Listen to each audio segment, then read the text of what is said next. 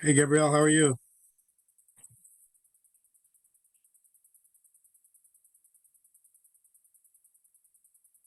I can't hear you.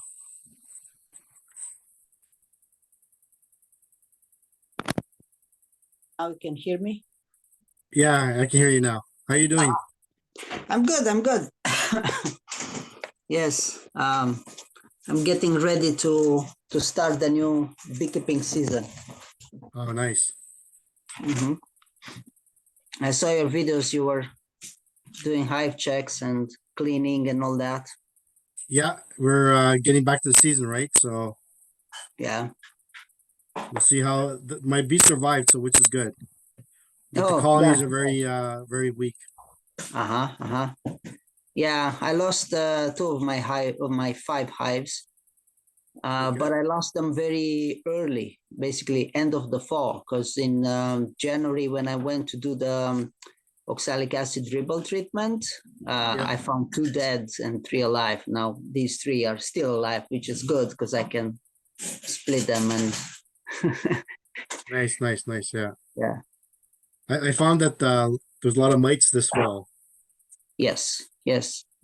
I did last year. I did, I think, four treatments starting from probably June all the way until end of September. Okay. Did the treatment, my check, treatment, my check, then after a while another one, Yeah, yeah. and so on.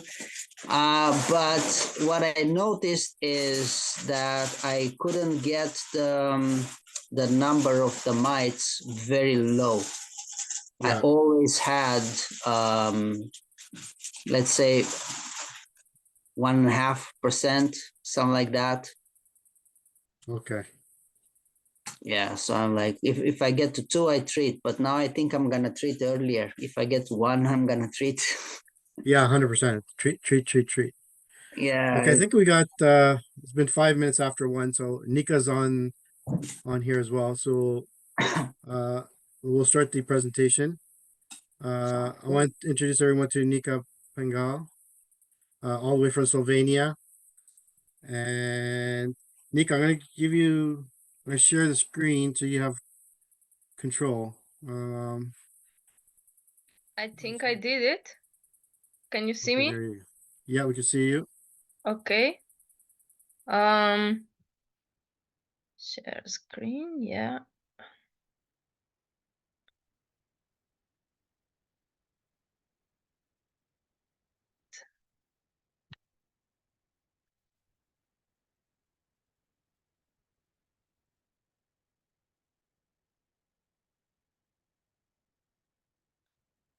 Is it okay? Yeah, I can see it. Okay. Oh, sorry. It was too fast.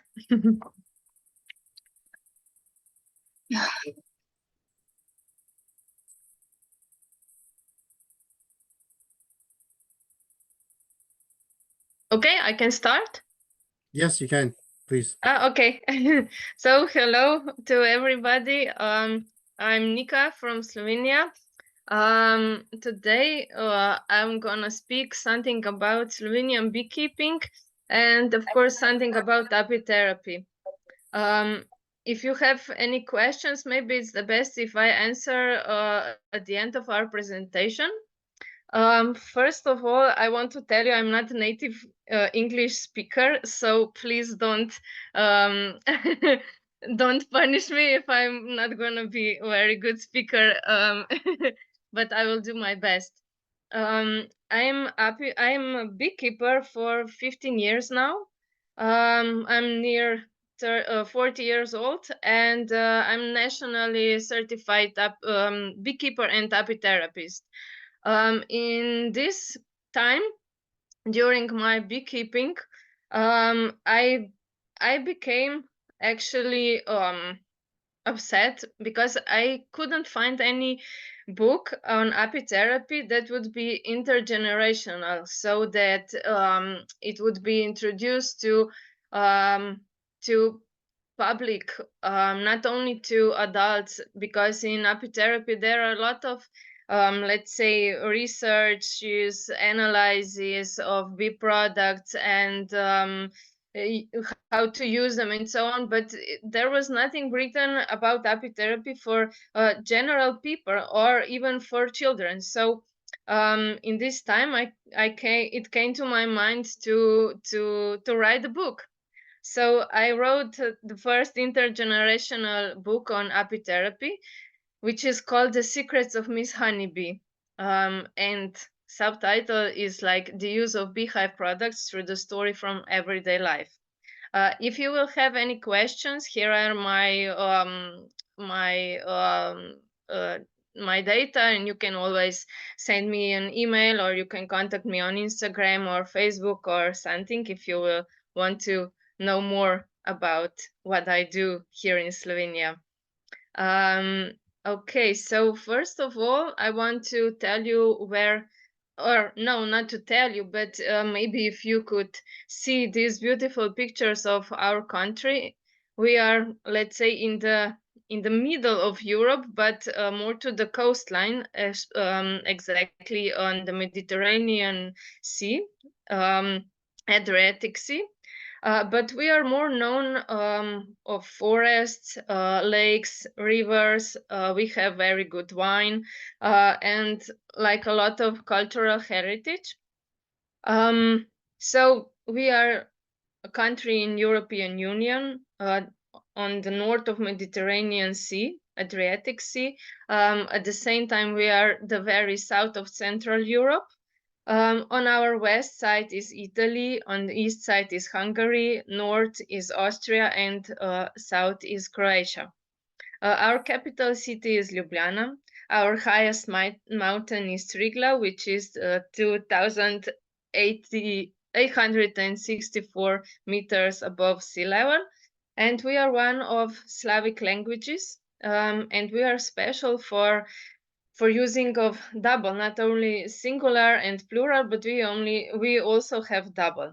So this is very hard to speak this language, or even harder to learn. Nika, the Yes. slides are not advancing. You got to change the slide. It's still on your introduction slide. You're not in presentation mode. Okay, how is that possible? Because I see everything. Oh my god. Huh. Does it move now? No. Still No, not. it- Okay. I will stop share for now, and Okay. Do you have two monitors? no. Okay, so that's probably what's wrong. Huh. So when you're in presentation mode, it usually will put it in a different, like there you go. I think, yeah. It's hard to do it when you only have one monitor. So, Yeah. So, Do you see there you it go. now? There you Yeah, go. now we can see. Yeah. There you go. You're gonna have Okay. to do it outside of presentation mode. Yeah. Okay. Okay. So now you can see where Slovenia is, and these beautiful pictures of our country, right? Yes, we can see that now. Okay, thank you. So we are on the third slide. Do you see our flag now? Yes. Okay, thank you. Okay, moving on. Our climate is, let's say, between -10, I'm sorry for the mistake on the slide, until up to 35 degrees Celsius. We have a lot of different climates. One is alpine, one is Mediterranean, and we have also Central European climate and Pannonian. And they are all somehow we are transitional country also for the climate changes, which means that our climate is changing. The alpine is not totally alpine, Mediterranean is not totally Mediterranean, and so on. And we have a lot of different winds, and that's why here is actually really hard to be a beekeeper. Our bees are also special breed. They are we can only keep Carniolan bees here in Slovenia because they are very good um, um, uh, used to this climate. So here we have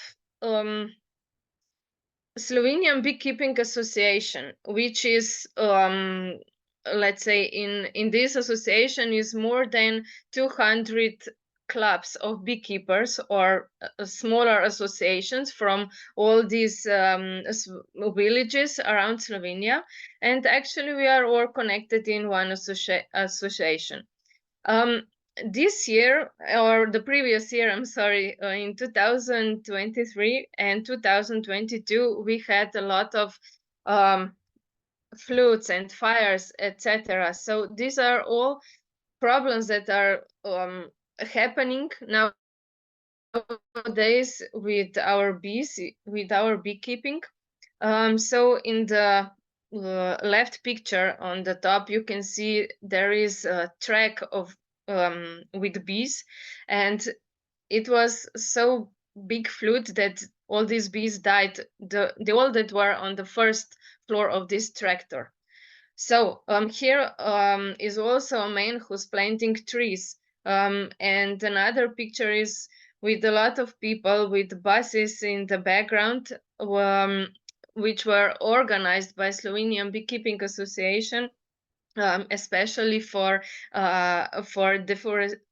deforestation again, because we had big fires in Karst region of Slovenia. So we organized ourselves and we all went to this area, all of beekeepers, and we helped to forestate this area again. Also, we have problems with brown bear. They are also causing us a lot of troubles in the forests where we keep bees. So these are like, let's say, climate and environmental problems that we have. But also we have varroa destructor. We also have European brood. What is the disease? European foul brood. Yes, exactly. This one. And slowly it's coming also to our place, Asian hornets and Tropilela. But we still don't know. We only heard about this from our neighbors in Italy or from some other countries around Europe. But for now, we don't really have these problems. But we are already educating ourselves with other experts from abroad countries who can help us to deal with these problems that is actually knocking on our doors already. So we want to be prepared as much as possible, but still we don't know what's gonna cause when it happens for real. So in our country, we only are, let's say, allowed to beekeep with Apis mellifera carnica. We are not allowed to use Italian bees or buckwast bees or any other kinds of bees. We only can do it with Apis mellifera carnica. It was actually invented by August Polman here in Slovenia in 1879. And since then, actually, we are famous of these special bees that are actually traveling all around the world since then. We are also special for these houses. These are special houses with bees. These are, let's say, typical apiaries that are only known in Slovenia. Sometimes we get we make some bee houses as gifts for some other countries, or for example, for the Pope we made it, or for some political presents or gifts to some important persons or somebody who's very connected to bees and so on. But otherwise, bee house is known only for Slovenian for Slovenia. This is actually, there are AG hives that are also only known in Slovenia, but again, now they're traveling around the world. A lot of people are reselling them, especially in countries that have similar in climate that we have. For example, I know a lady from New Hampshire in United States who is actually importing our hives, and they are using them. And they also organizes some beekeeping apitourism groups, apitouristic groups who come to Slovenia to see how we manipulate with bees and so on. So in these houses, there are beehives that are actually attached one to another. They are in more lines, like one on top of another and so on. And if you take a look from the when you cross the country, when you drive around the country, you will see a lot of these houses that are really colorful, and also they have these special panels in front of the hives. I want to use the mouse. Sorry. If you see here, here are all of them. All of these are beehives, and each hive has its own bee panel. So in the past, it was actually very famous also in artworks. There were many artists who were specialized only in drawing these bee panels. Sometimes you would hear somebody to say that this is for the bees, that they find their own entrance to their door, to their family. But we are beekeepers, we know that this is not correct. Actually, it was really nice to show to other people that we really appreciate bees, and for the beekeeper who would easily know which hive he was making inspections and so on. So these bee panels are more or less for us to have a beautiful view, but for the bees this is not useful. This is just Slovenian peculiarity. This is our heritage, and we are really proud of it. Wherever you will go in Slovenia that is touristic place, you will be able to find bee panels that you can buy as a gift to take home or so on. So AG hives is a special hive that is only in use in Slovenia, but as I said, this is now all around the world. We also call it a leaf hive because the combs can be moved like pages in a book. If you can see, here is it's me on this picture, and I'm just opening the hive, and there are frames that are actually separated with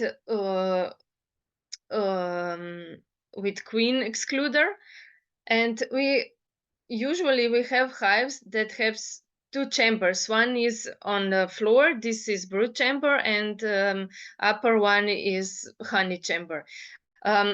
Sometimes you will find also 3 chambers, and one of them will be when there is a lot of when there is good flow of pasture in the nature, there will be just one chamber with brood, but 2 upper chambers will be filled with honey. But I must be honest with you, these last few years we have really bad seasons of collecting all honey and other bee products, and we don't use all 3 chambers. So yeah, we only have these two. What is special after we the honey out, our honeys has less water than honey around the world. We have usually something between 14 and 20% of water, not more. But let's say somewhere around 16% is common for Slovenian honey. It's a lot more thick. It's not so liquid.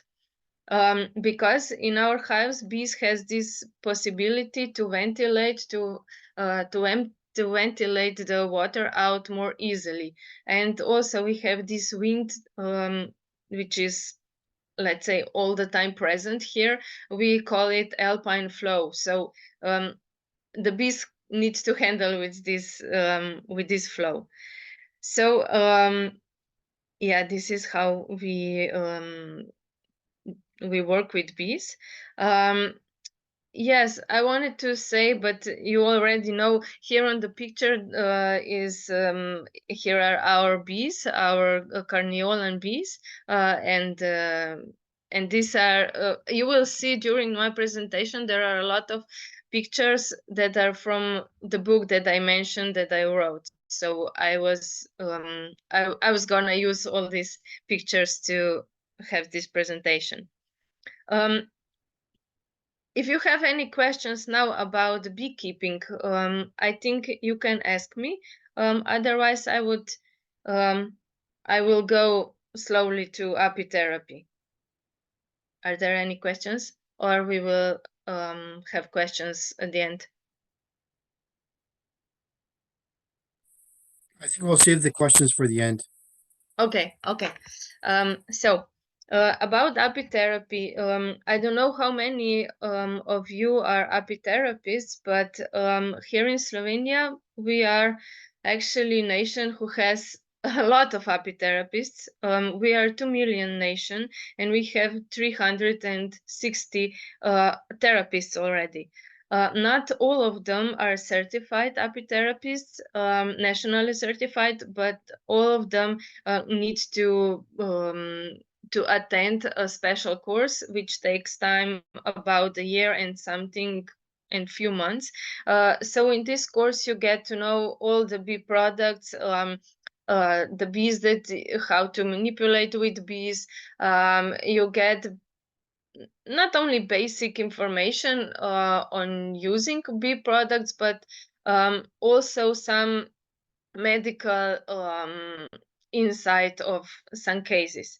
But if you also do or finish with national certificate, you need to go deeper, and you have few more examinations and so on, that you prove that you know what to do in apitherapy and in apitherapy world, let's say. So apitherapy or apimedicine is a science and a way of healing using honeybees and hive products. And actually, we are users of apitherapy since we first came in contact with bees, which means you see here the picture when there is we think this is a lady who's actually taking honey out of some cave which is filled with bees and their products. But you know, in the past, in the history, in the prehistory, people were already using bee products because they saw that they can feel better. They saw that their also the bee stings help them to feel better. Actually, there were a lot of people who had diseases like autoimmune diseases already at this time, but we don't really know. In this time, they were only using bee products, phytotherapeutical compounds, and so on. So this is totally natural healing. And if we puts together two words, apis and therapy, we get apitherapy, right? Actually, apitherapy is working in like in treatment, in prevention, and in rehabilitation. So this is natural healing using bees and their products. When we say that we are using bees, we usually mean we think of their bodies when we use them for healing with bee stings. But when we say products, we mean all the bee products that we can produce or the bees produce in their hives. As I said, it works in prevention, in curative, in therapy and rehabilitation. All the apitherapeutic products are functional food. They are very highly concentrated, biologically active substances. And of course, what we need to know is a good method of production of these products and how to properly store them. Of course, then we continue with proper use and how long, for example, how long we should use one teaspoon of propolis every day. Of course, this is not for the whole year. This is for let's say 3 months, and then we make break and so on.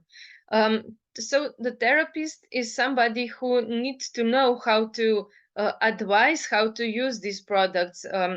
Of course, when I do this, and this is, I think, normal, it's a must that we tell to our clients that they need to ask their doctors, or we somehow communicate with their doctors what we will do with bee products, how much we will use and for what reason and so on. So I never do some serious diseases. I never work with patient who is hiding what we are doing to his medical doctor. So we need to be aware of this, how far we can reach with apitherapy and how far and when it's time for medicine, for medical doctors. Usually in apitherapy, how all these products work, it works this way, that we help our body to be better, to be stronger. And when our body is stronger, our immune system is stronger, then we can deal with other antibiotics or other medical substances that the medical doctors give us. So we help ourselves to our bodies to be stronger. When we speak about apitherapy in Slovenia, we are actually very proud of this man, of doctor of medicine, who actually was born in Praporište in Czech Republic in 1844. This is Dr. Filip Terč. So his birthday, 30th of March, is actually World Apitherapy Day. And we celebrate his birthday, not only saying around that this is Apitherapy Day and we are happy and we congratulate ourselves and each other, but we also have presentation on his day of death, which is 28th of October. And in these two dates, every year we have two symposiums, two congresses that are actually on apitherapy, and we invite different apitherapists or from around the world, or if somebody from us is more specified in some or products or some diseases, we make this presentation and we share our knowledge in these symposiums. So 2 times a year, once on Apitherapy Day, and another one in October that we celebrate. So about Philip Terč, he was a doctor of medicine. He was also a scientist on immunology and allergy researcher. He promoted chemical research on bee venom. So he was the first one who started with this. At the same time, he was a beekeeper. He was a big enthusiast on beekeeping, and of course, as a doctor, he has a lot of patients who had rheumatoid arthritis, and he wanted to help them, but it was the time when they invented anti-rheumatics, but a lot of them didn't help to his patients, and also he suffered for arthritis. And when he was working with bees in the summertime, he realized that he has less problems with his joints, with his hands when he was working. Of course, it was swollen, but it was not so painful. And he started to observe what it causes to his hands and his body in the summertime. And suddenly he started treating his patients with bee stings also. It means that he applied, let's say, more than 1,000 stings to several patients, but of course not in one time, not in one day, not in one go. He was why we call him a pioneer of modern apitherapy. But he was a medical doctor, and he started to actually all these results that he got. He was collecting these notes in medical cartoons of each patient, and he was of course very precise with this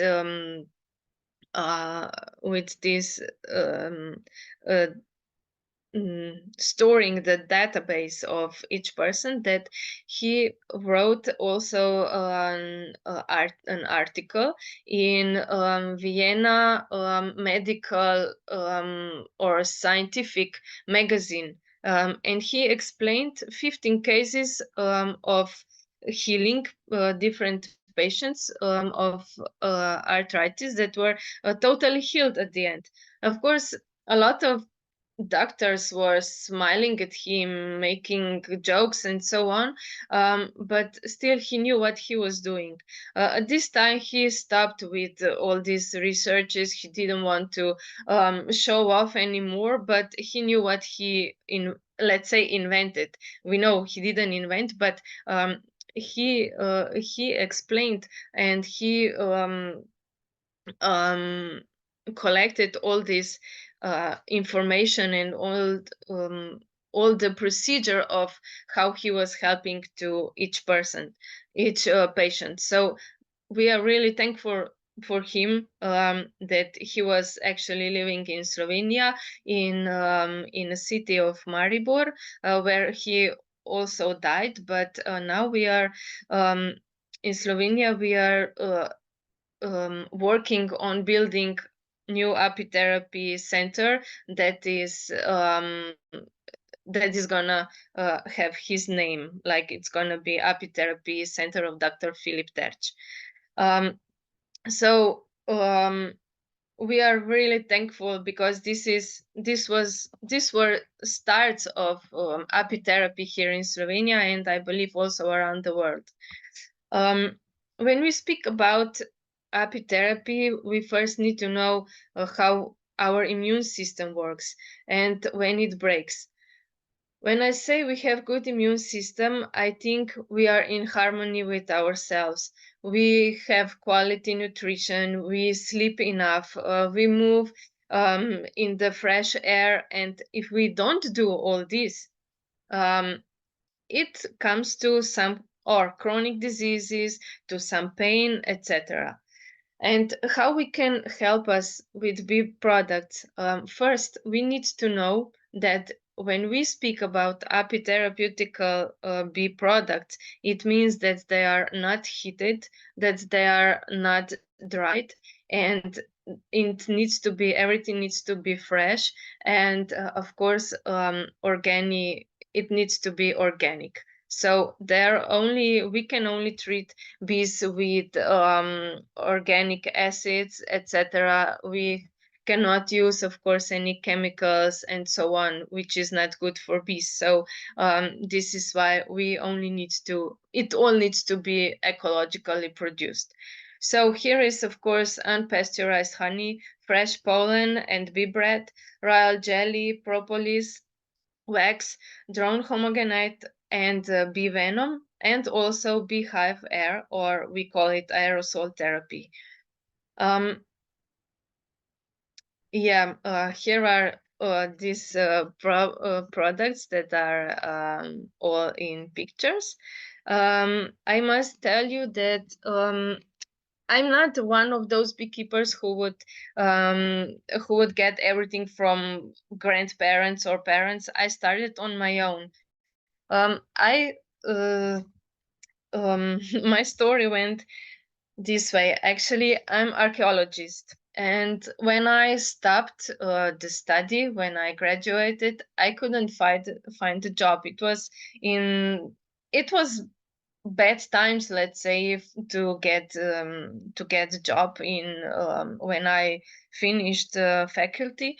So I was helping a beekeeper from totally different region from Slovenia, not where I live, with restoration of old hives, and it was, let's say, winter beekeeper's work. And in the spring, I said, okay, so now I know how it looks, how beehives looks, but I want to know how to deal with bees, how to work with them, what it really means to be a beekeeper. And I started. Not very long after that, I got ill with endometriosis, which is a hormonal disease. Only women have it. And I had to go to surgery. At this time, I wasn't apitherapist, not yet, but I was reading something about this. And I had also, I was lucky. I knew a doctor who made the operation. And I said, after that, because I did the research and I realized that I can do a lot with bee products, with propolis, with royal jelly, and so on. And I said, after surgery, he wanted me to use these small hormones pills.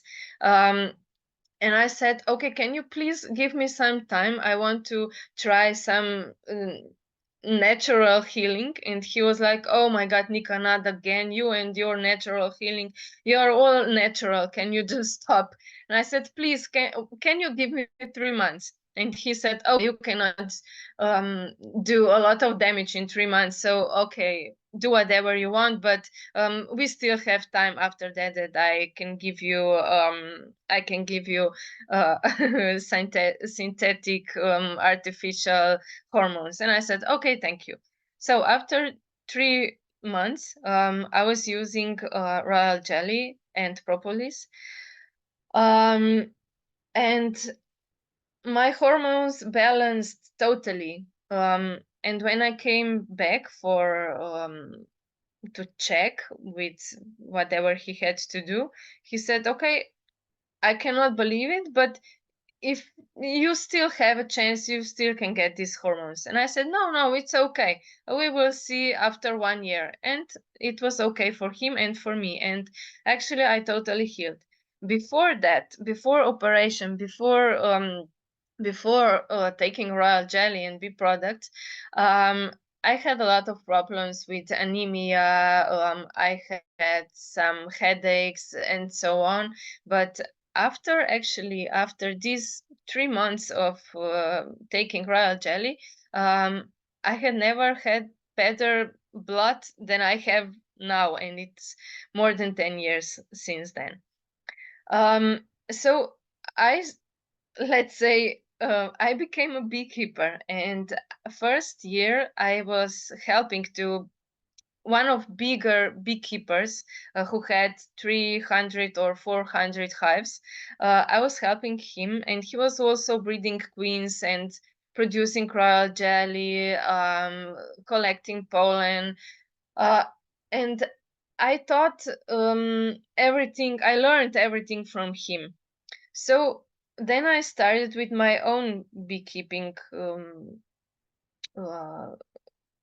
farm, or how to put it, and I started producing all breed products myself. So I also produce royal jelly. I collect pollen. I don't collect bee bread because I don't have this machine for freeze pollen of bee bread, and it's too much work to do.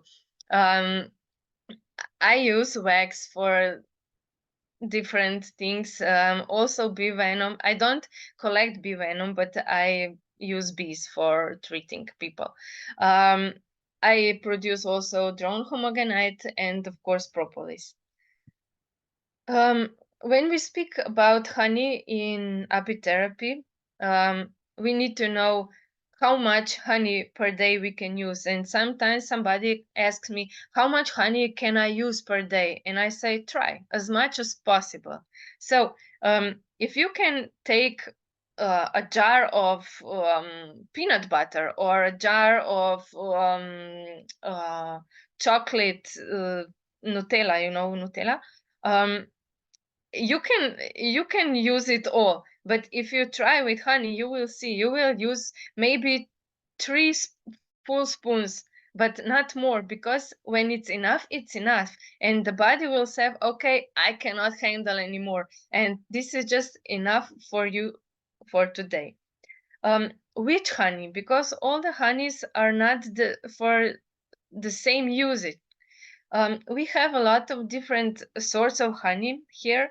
We have floral honey, we have acacia honey, we have buckwheat honey, we have linden honey, chestnut honey, forestal honey, which is actually honeydew. We have fir tree honey, which is also honeydew, and spruce honey, also honeydew, and so on. We have a lot of different sorts of honey, and which one is now the best for me? Again, if you will use it only as a sweetener or for everyday use this one, which is the best to taste for you. But when we speak about therapy, there are different how to say, it works different if you take floral honey or forest honey. For example, when you take for respiratory system, when you have problems with coughing or something, or you have sore throat, it's better if you use linden honey or forester honey or honeydew. But if you have problems with stomach acid or with some digestion problems, it's better if you use chestnut honey or maybe acacia honey, which is very soft, and so on. So this is again part of apitherapy. You need to know which honey for which problem. Usually it's also said that diabetics, the one who are suffering for diabetics, they cannot use honey. They can, but they need to know how much calories is that, and they need to change one piece of bread for one soup spoon of honey, for example. But from honey they will get a lot of nutrients, but if they want to eat bread, so this is their choice, right? This was actually today a beautiful picture of my bees collecting lots of pollen. These are pollen traps on IG hives. You know, you can have pollen traps inside of the hive or outside. For IG hives, we usually use these that are attached to the hives from the outside, and this is how I collect pollen. Actually, I take it 2 times a day and I freeze it immediately. So therapeutic use of honey in apitherapy, you can consume it like orally. You can chew honeycomb, or you can take with a spoon just crystallized honey. It can be honey in solution or in some mixtures. You can use some tea also. So apitherapy and these products can be very nicely mixed also with phytotherapeutical approach or some other natural healing. So sometimes for some special cases, you can use special sort of honey with special sort of plants and so on. For example, if you have too low blood flow, it's good to use linden honey with linden tea. So this is one example. Then external use, it's usually for skin. Sometimes if you have some infections on the skin, or if you have let's say some wounds or some burns on the skin, it's highly recommended to use honey, especially chestnut honey if you have, because it can be really beneficial for healing, for faster healing. And sometimes there are some people asking me if it's okay to use some very oily some oils to put on burns. But you know, burnt skin or wounds, it needs also to be hydrated. So if you use honey, these problems needs hydration. So first of all, honey, and when you see that it's progressing very well, that it's nicely healed, honey will also pull out this I don't know how to explain, but this water that is too much water on the wound, it will pull it out. And sometimes you will have very bad colored yellowish or so this what you put on skin when you get wounds. Polysporin, like a Vaseline type of deal, right? I don't know. Or is it It's the like a- pus from an infection? Yeah, when you get some wounds, you put some it's cotton and something sticky that you put on. How is it called? An antibiotic? No. No. You're just thinking like a Band-Aid. Band-Aid. Okay, just to protect the skin, you put something on it so that you cannot damage it more. Yeah. Okay, Yeah. and before that, put honey. Okay. This The is what I was expression gonna The say. expression you're looking for is that honey is hygroscopic, and because Yes. of that, it draws water out. That was the expression you were looking for. Yes, exactly. Thank you. It's hygroscopic. At the same time, it can be problematic because if you have small children, sometimes come to my place some mothers with very small children, and they say, "Oh, Nika, he cannot use honey because he always had this stomach ache, or he's intolerant on honey." And I always ask these mothers, okay, how do you offer them honey? And she usually say, just like this with spoon, and he just swallow it.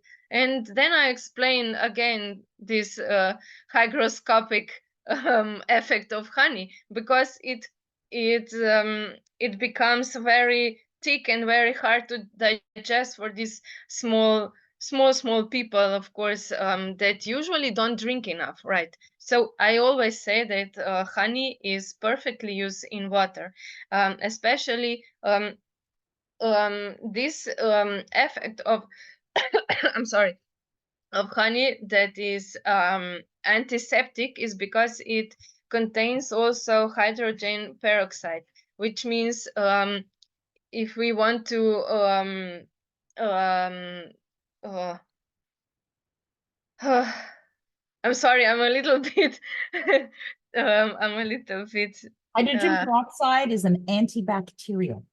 also, yes, but I want to say that this is okay. So for disinfection, it's very important that honey has hydrogen peroxide inside, and if you put this into the water, and water is also has oxide, it became to a reaction, chemical reaction, and you get um, oxygenated water, which means it's very beneficial for some viral diseases or other diseases that damage our lungs, our respiratory system.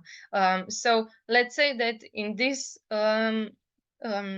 way we get more oxygen also into our body, in our cells, and this is also one of benefits of honey. So honey can be also used in some suppositories, or we can apply honey also, for example, in nose. I don't know, but probably you all remember those times of COVID-19, when we had to test ourselves many times per week, or once a day, and all these sticks that we had to put in our nose, and it was really, I had so damaged nose that it was like sorry, uh, it was really painful. And I spoke to Alina Varadi, a Romanian apitherapist, and she recommended to use crystallized honey, bean-sized ball of honey. I just put it into my nose. It was terrible. It was so much pain, but at the end, I didn't have any problems anymore. So honey helped me, helped my nose, and of course, to other people who then I suggested to use it, also it helped. So yeah, we can also make some nebulization. We can inhalate honey in aerosols, or something like that. So but must say again, the treatment depends on correct choice of honey for specific problem or disease. These are, let's say, some case of wounds that I used. It was my mother's wound, and I had a chance to take photo before I covered it. And I must tell you that my mother had 17 operations on her spine. So this was one of them. And if you see precisely in the left picture, then you see that there are more scars, not only one scar, but the skin was not totally healed, and they had to open it again at the same point where they used to do it in the past. So it was really hard to heal, but at the end it looks pretty nice. And doctors, when she gets to appointment, they couldn't believe that it was so fast and so nice, because they thought that it's gonna be inflamed and so on. Honey helped also for inner wounds, for inner scars, but she was also using tincture of wax moth. I don't know if you know about it, but tincture of wax moth also have for reducing and for healing these inner scars. So we already said it that honey is also suitable for diabetics, but they need to know how much and of course how bad the diabetes is and so on. So we still need to be in contact with a medical doctor to use honey in diabetes. Honey can be also used in honey pool massage. This is a very effective therapy for detoxification of our body. Actually, when you put floral honey on our skin and you push it into the skin, our lymphatic system will get nourished. But when you pull out the honey, it goes like this. These are movements like let's say like a boat or a ship, like this. So you would put honey into the skin and pull it out, and again down and up.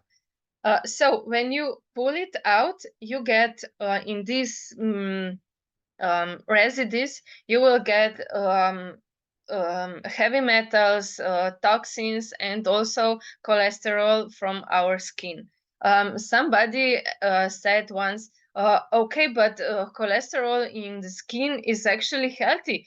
But I said, okay, this is again not so much that you will be totally without cholesterol. So it's still, let's say, safe to use the honey pool massage from time to time. Actually, it helps, of course, for blood flow. It helps for menstruation problems with women. It works anti-stressful. It works very good for improve our sleep. And at the end of this treatment, you can be very tired, just because when we do this, we stimulate all the reflex zones that are on our back. We usually, or let's say we only do a honey pool massage on our back, not on the stomach or on legs, but on the back.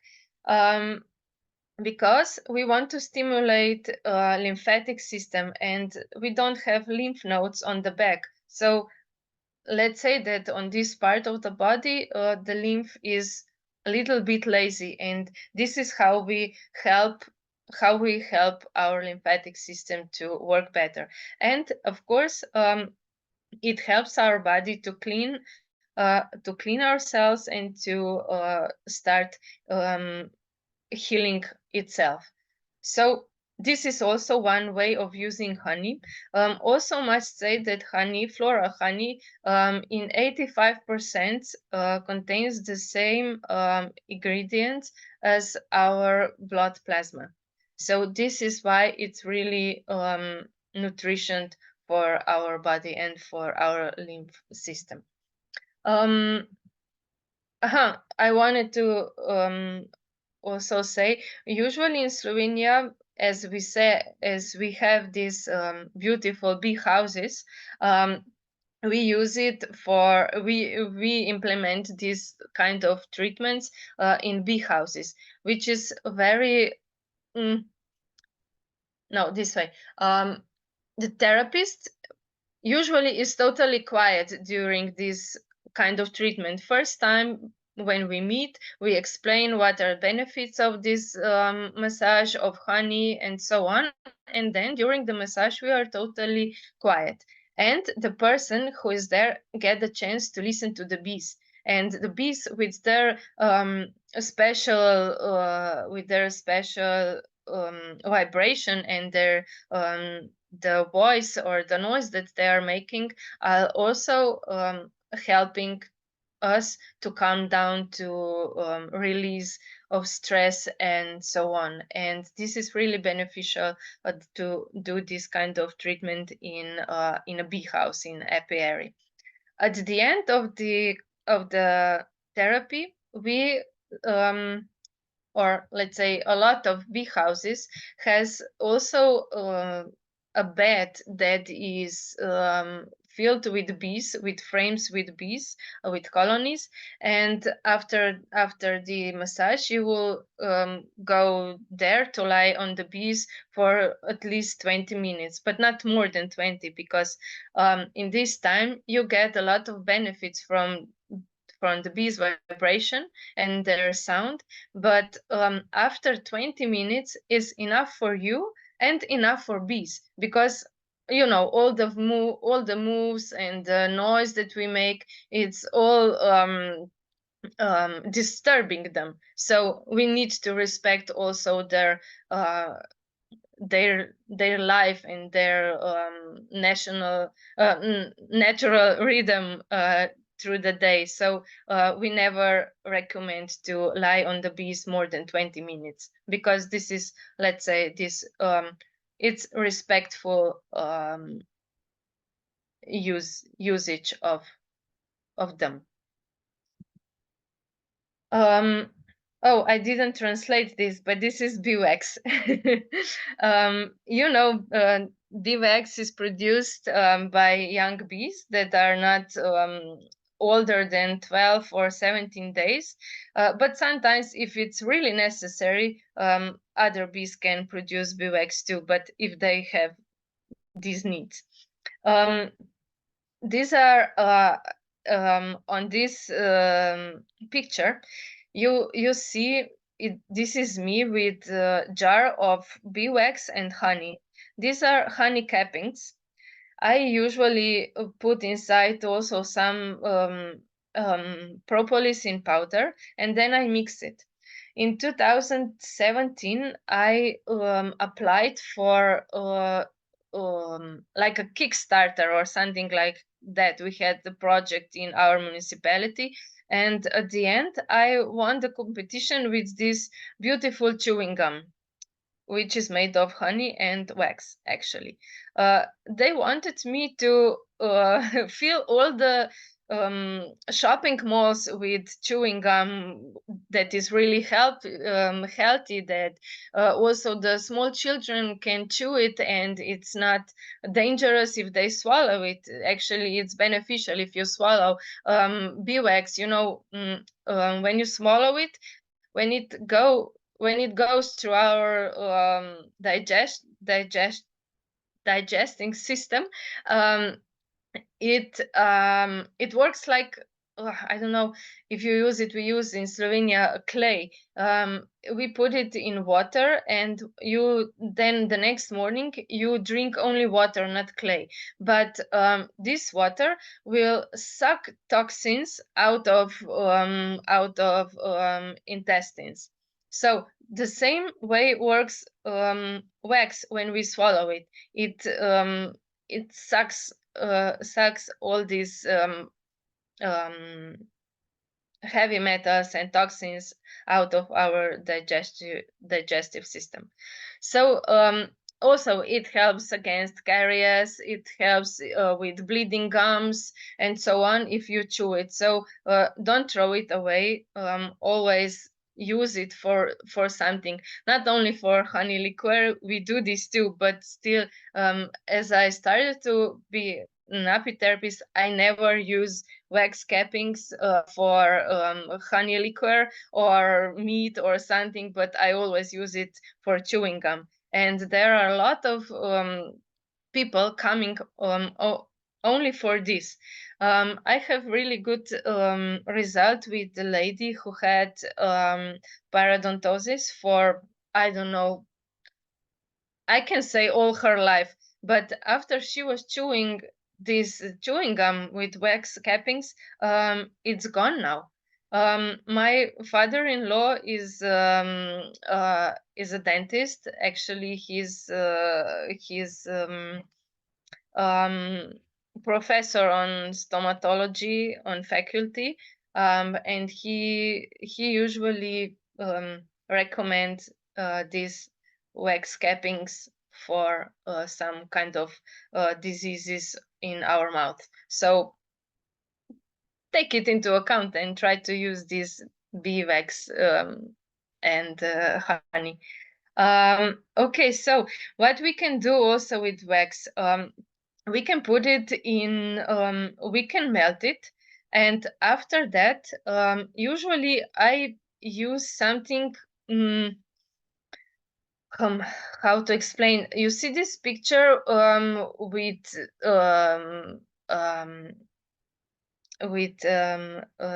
red pots and the dots on it. So this is water,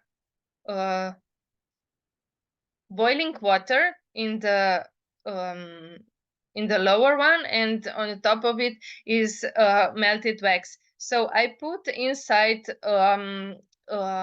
some textile, cotton textile, or can be also silk, but it needs to be very tiny, not very rough, if you know what I mean.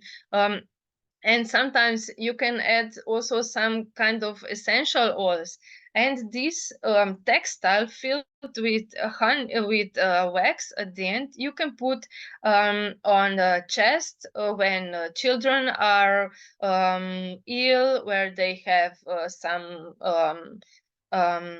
angina, or maybe some when they are coughing, or yeah, if they have some cold or flu or something like that, it will help really to heal. And if you have some problems with joints, with some muscles, with pains in muscles, when you have some inflammation, you can put it on the top of the knee, and then you can heat a little bit the towel and put it on top of this wax textile, and the wax will penetrate through the skin, and it will help our body to hold its own warmth, to its own heat. So this is how it works, anti-inflammatory. And of course it will help also with elastics, with flexibility of the skin, because bee wax contains vitamin E. So wax can be also used in all the ointments or in creams that we produce. Usually we put in also honey or propolis, or even bee venom, and so on. Okay, so we are with propolis now. Actually, I'm sure you all know how we produce propolis, and it's pretty hard to produce it in our hives. So for propolis, I usually use nooks that are Langstroth hives that I use for nooks, and this is how I collect propolis for my for apitherapy. So like for daily use, let's say against this is also what I heard from some apitherapists from abroad. She said that 1 teaspoon of honey and 3 milliliters of propolis we mix together in, let's say, 1 deciliter of water, and if we drink it 5 times a week, it works as a prevention against viral diseases. Especially it was in use in the time of coronavirus, but it will never stop. So we will have more and more viruses and other pathogens. So why not using this propolis with honey for prevention? It depends how strong, how big is bee colony, and of course the bigger it is, the bigger are its needs for propolis. So we collect it in late summer and, let's say, start of the autumn, when there are at least 10 when there are at least 20 degrees of Celsius outside, and usually they collect more or the most of propolis between 10 a.m. and 4 p.m. In the day. So our bees usually collect, let's say, 100 to 150 grams of propolis per year per colony, but Carpatica, Apis mellifera carpatica, is very more generous with propolis. It can collect more than 250 grams. So these are really big differences for 100 grams exactly. Usually we use propolis in let's say in some foods or in some beverages to improve our health and to prevent diseases. We can use it like a soup, like a food supplements, and they are of course useful as natural medicines. And you know, propolis has a lot of bioactive compounds, and mainly of them are flavonoids, phenolic acids, and their esters and terpenoids. And this is all they're all help like to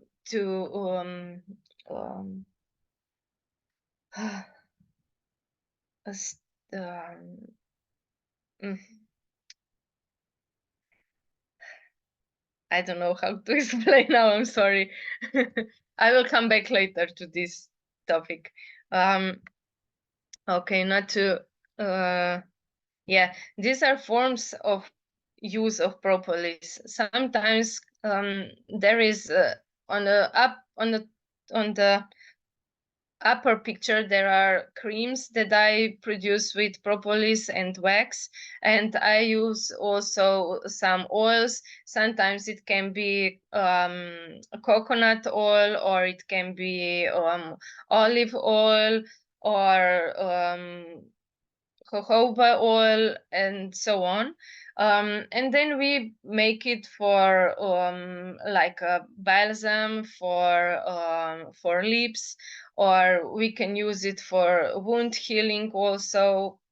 When the wound is not open anymore, then we can put it on top of it.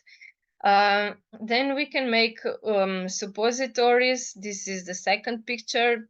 It's not really very good, but you can see that I'm pouring this hot mixture of wax and propolis and honey inside. It's gonna be it was going to be in use for vaginal inflammatory for some person. Then we can also make inhalation of propolis. There are different machines or different devices to make inhalations of propolis, but of course the best one, the best inhalation is if you use directly beehive air. So on this picture I'm here with the mask. I must say that I'm against plastic, so this was just for picture, but I never use plastic mask for inhalation of beehive air. I usually just open all the hives from the back, because we have house of bees, and we just open these hives and we can see the bees, we can smell them, and we can really relax in this place. So sometimes I'm there for 1 hour, and it's more beneficial than if I use just a mask with propolis inhalation. So propolis in general soothes inflammation, destroys poisons, and actually it is also like a local anesthetic, especially if you have some pain in gums or sore tooth. You can just put some propolis tincture on cotton pad or something, and you put it inside, and you wait for for 10 or 20 minutes, and it will work as an anesthetic, and also it's like for some time it doesn't pain anymore, so it's like a painkiller. Yeah, propolis is also used as additive to foods and drinks to improve health and prevent disease. So usually I make for myself, for 1 month I would use honey in water with propolis, let's say 15 drops of propolis, and I will drink it on empty stomach. Then after 1 month I will use also bee pollen inside, and so on. So usually I combine all the bee products. What is good also with bee product is that they are better together. So if you will use only honey, it will help. But if you will use also propolis, it will help more. If you will add some pollen, it will have a little bit more. And if you would add some royal jelly, more, and so on. So if you use all bee products together, you get the best as you can from all the bees can give us. Okay. So here are all the forms of propolis. It can be in capsules, it can be in powder, it can be in some kind of, let's say, in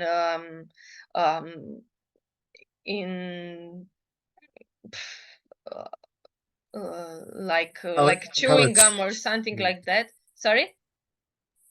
We call it pellets, like in pellets form. Yes, also in pellets form. So in this form is, let's say, it's soft propolis.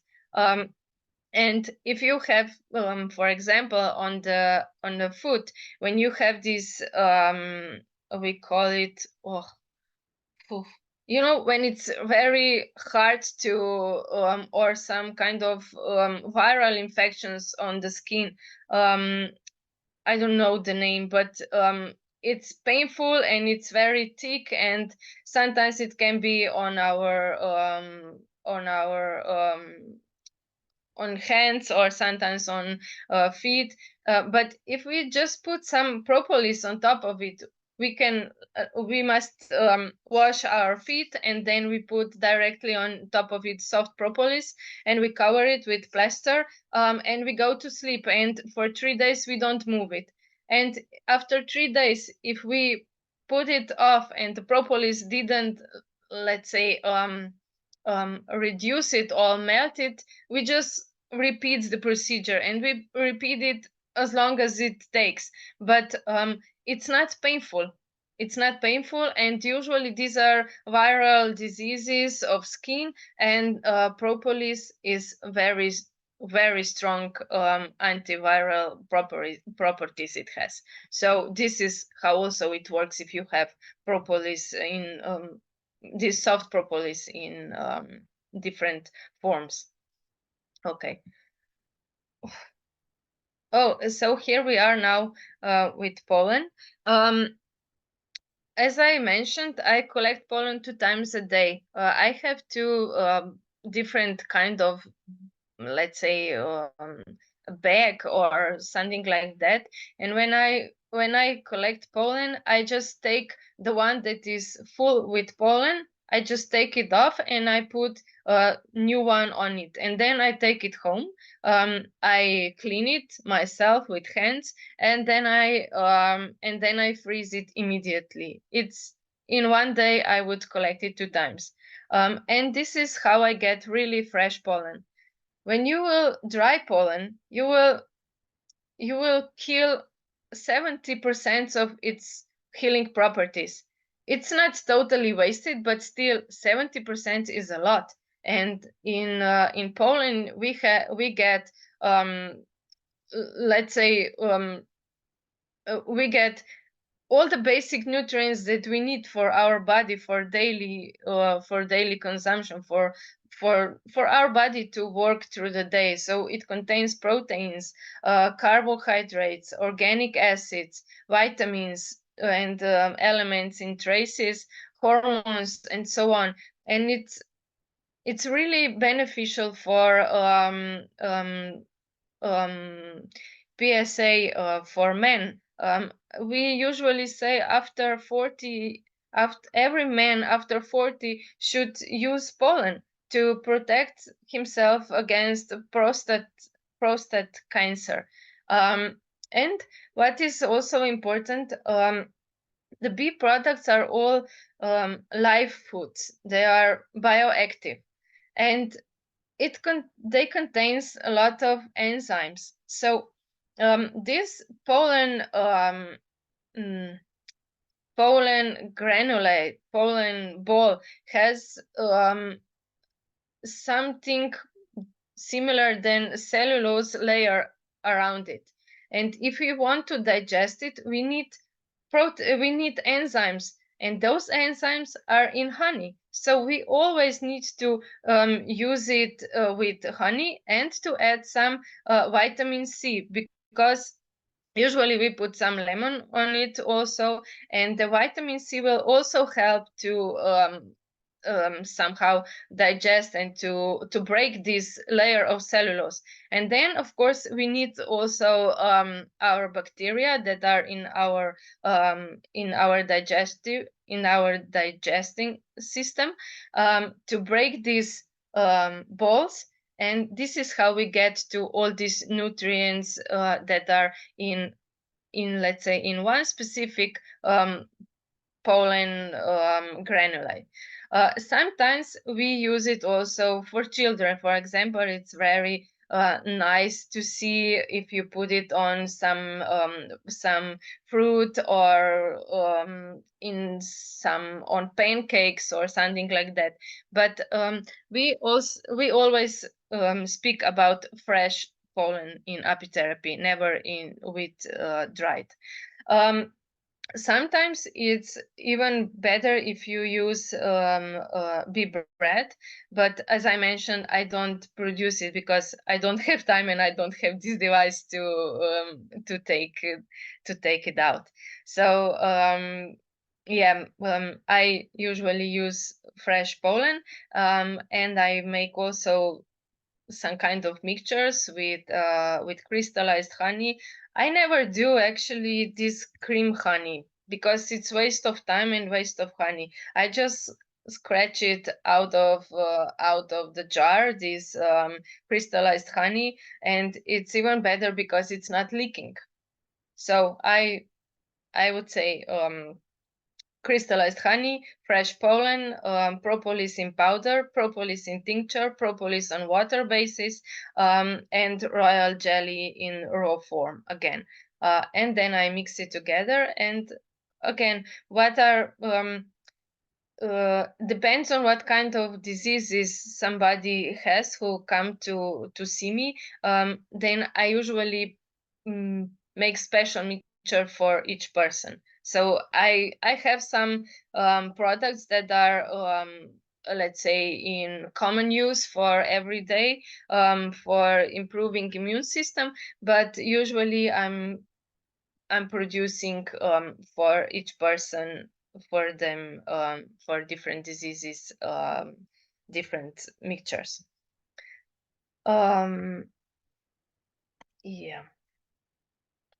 Okay, so here we are with royal jelly now. Royal jelly is, of course, also known as a superfood, which means that it's really, really strong. We don't really know, but as I mentioned before, I totally balanced my hormonal issues with only taking royal jelly and propolis. So this is really strong.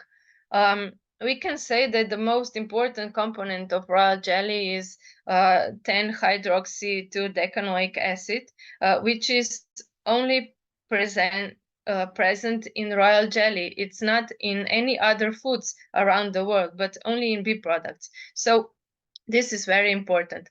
Actually, they try to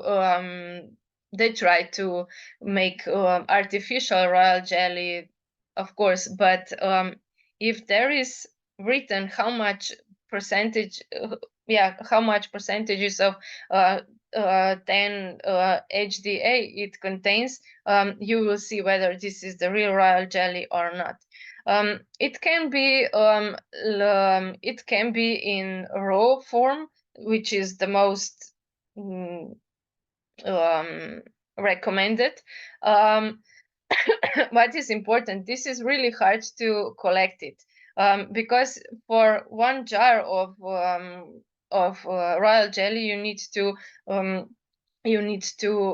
open 2,500 queen cells, which is a lot of work to do, and you need to be very precise, like every 72 to 76 hours you need to take it out to collect enough royal jelly. And sometimes I work as an apitherapist 3 times per week, which means Monday, Wednesday, and Friday I have for my clients for apitherapies, and other days I have for bees to collect all these products. So you can see how hard it is if there comes to a weekend and it's raining all the time. So it's not really easy to collect all these products by yourself. And yeah, I wanted to say that this is important, that you are very punctual when you do this. Royal jelly is really good for improving our central nervous system. It's very good for concentration that needs to be longer, not just 1 hour. You know, I have a lot of cases now. I think this is very bad situation now in the world, especially with teenagers and school children. They don't have any concentration. I'm working on one project now with students on faculty of economics, and they can only be present for 7 minutes. Only 7 minutes, and then they get lost. They start to scroll on a telephone, or they have pets and they scroll on it, and I don't know. This is just crazy. No concentration at all. So royal jelly is something that can be used for longer concentration. It works also for normalizing growth with children. Sometimes I get some cases that they want to put these small children, school children, on artificial hormones because they are not growing fast enough as their schoolmates. So sometimes when we are fast enough and we have a chance, we help them with royal jelly and pollen and honey and so on, that they start to grow better. Royal jelly actually helped a lot of my friends, female friends who had problems with fertility. I have more than 15 children now, because there are 2 that are pregnant. But yeah, I have 15 of them already who were using royal jelly because they couldn't get pregnant. And in few years they were getting on IVF and so on. So they were at the end totally exhausted. But what happens? Sometimes when there is nothing wrong with reproductive organs, there is just something in our head, which means, again, the hormones. We start to think depressively. We are in, let's say, in a longer period of time that we, especially women, are we start to how to say, to punish ourselves, that we are guilty that we cannot get pregnant. We want family and everything, but it just doesn't happen. And at the end, it comes to a depression. So royal jelly helps with balance of hormones, and if our hormones are in balance, we feel better, we feel good, and there is no depression anymore. But we are speaking about this first soft stages of depression, where we are slowly getting to it. So this is very important to know that with royal jelly we can help with fertility, we can help with depression, and of course we can help with menopausal problems and everything actually that is connected to hormones. So yeah, as I mentioned, the best is if you use fresh royal jelly, but if you cannot, if you don't have it, you can always use also some kind of mixtures with royal jelly, or lyophilization is also good. You can do it, and then you can put it in some kind of capsules or something like that. It works also. I used to use it when I travel. I cannot carry with me fresh royal jelly, and in this case I usually take pills, or not pills, these capsules, and it works. So here we are at Apitherapy. I don't know, probably you heard about this this product. It's very important that you produce it because every bee colony has drones, of course. But if we want to collect drones for drone homogenite or Apitherapy, if you say so, you need to be careful how old these larvae are. They must not be older than 6 or 7 days, because after this time the drones get the digestive system and so on, and of course there is also stool in their bodies, so we don't want to eat stool, and this is why we need to be careful how old these larvae are. But you know, it works as very good against varroa destructor, because a lot of varroas are on these larvae, and it's, let's say, a male version of royal jelly. It strengthens the male hormones because it's stronger with them. So it increases sperm strength and vitality. So we say this is natural Viagra. It's recommended that we, of course, also women can take it, and it's not only in fresh form like a royal jelly. It can be also in tincture. Also, royal jelly can be in tincture, and you can you can make it, and you can just spray it and keep it under the tongue for 3 minutes and then swallow it. Also, for royal jelly, we don't swallow it immediately. We need to keep it under the tongue and wait for 3 minutes, and then we swallow it. You know, the taste is not really good. It's like it's shitty. So it's better if you swallow it, and then after that drink some honey water on top of it, which is again very good for our body. So yeah, it can be used, let's say, to improve fertility at men. It should be taken 1 gram per 10 kilograms body weight for 3 months, and then we make a break for 1 month, and then we repeat it 3 months, 1 month, 3 months, 1 month. It's the same with royal jelly. I forgot to mention it, but this is how we take it. I don't know if you know about the word Apitherapy. Apis mean api is start of apis, which means bee. Lar is for larvas, and NIL is for Nicolas Iliescu, which means N is for Nicolas, Il is for Iliescu. This was a beekeeper from Romania who was in the time of Ceausescu,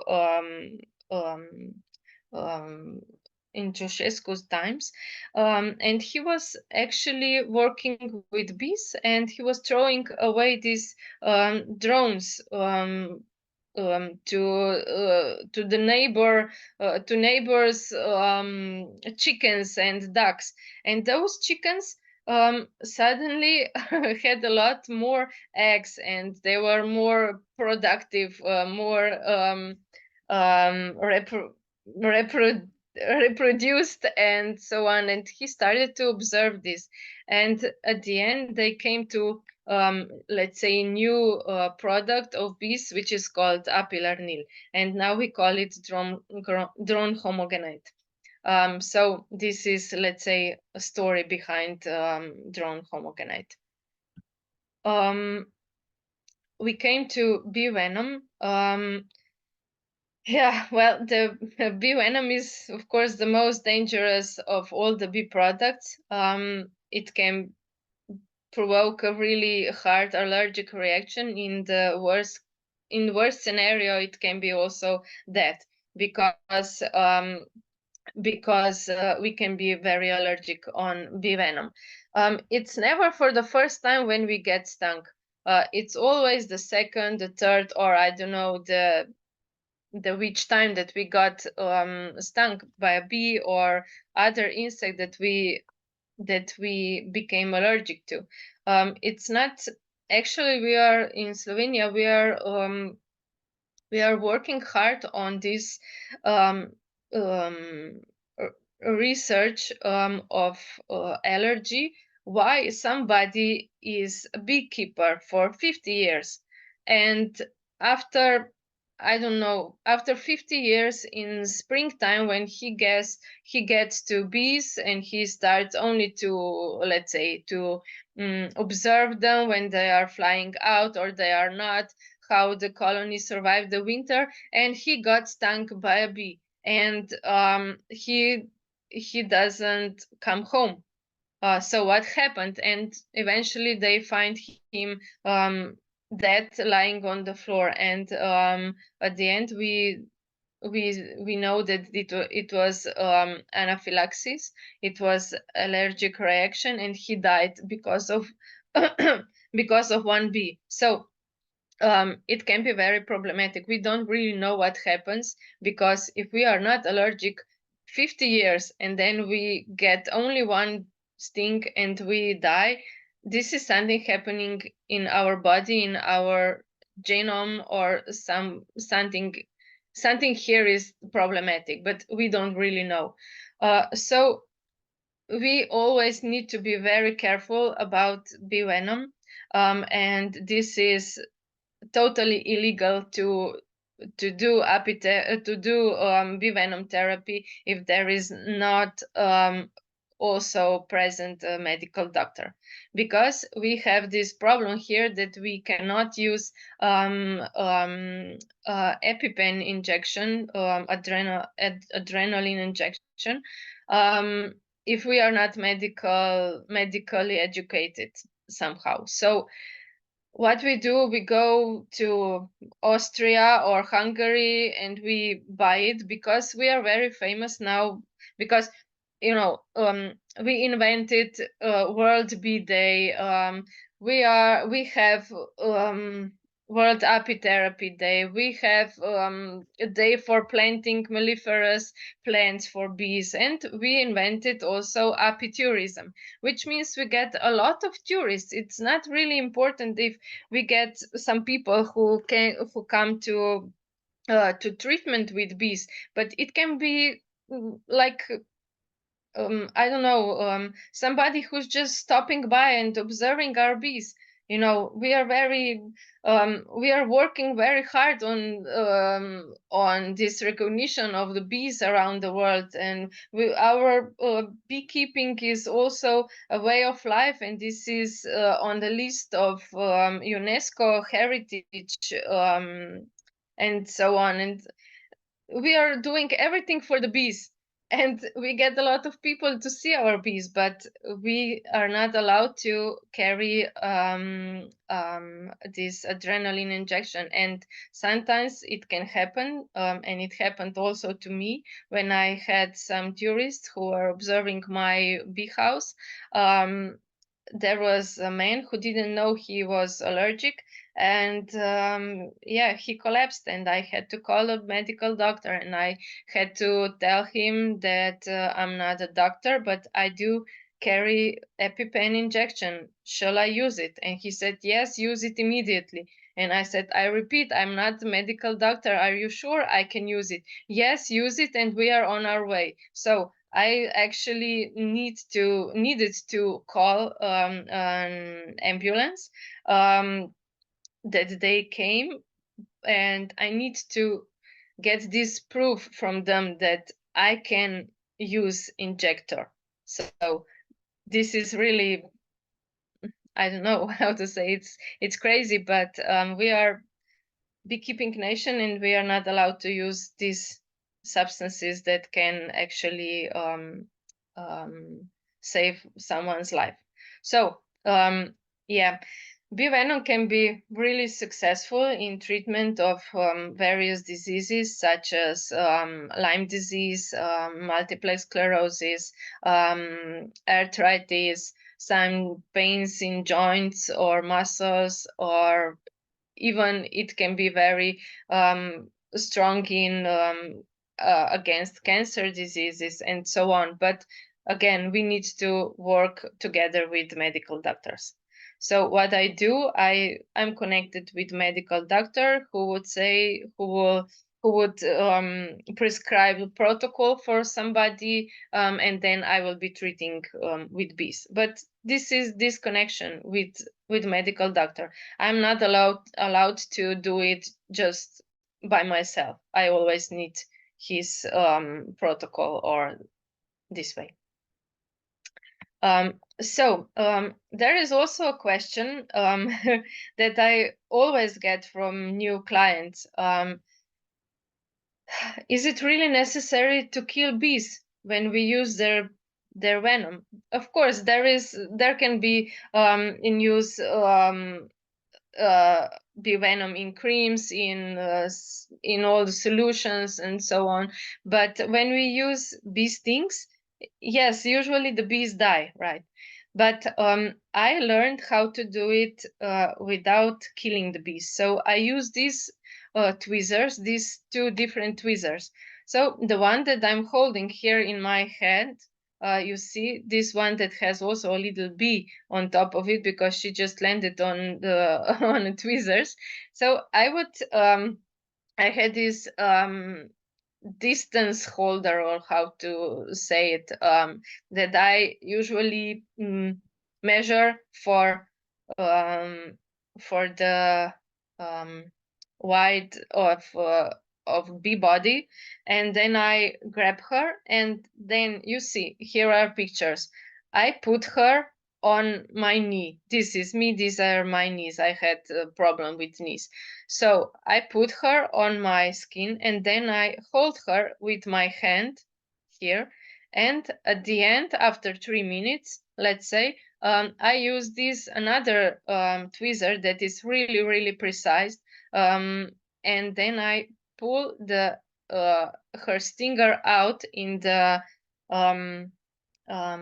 direction of her body, so that it doesn't separate. The body and stinger are all the time stuck together. So this is how I'm working with bees, with stinging, so that I don't kill bees.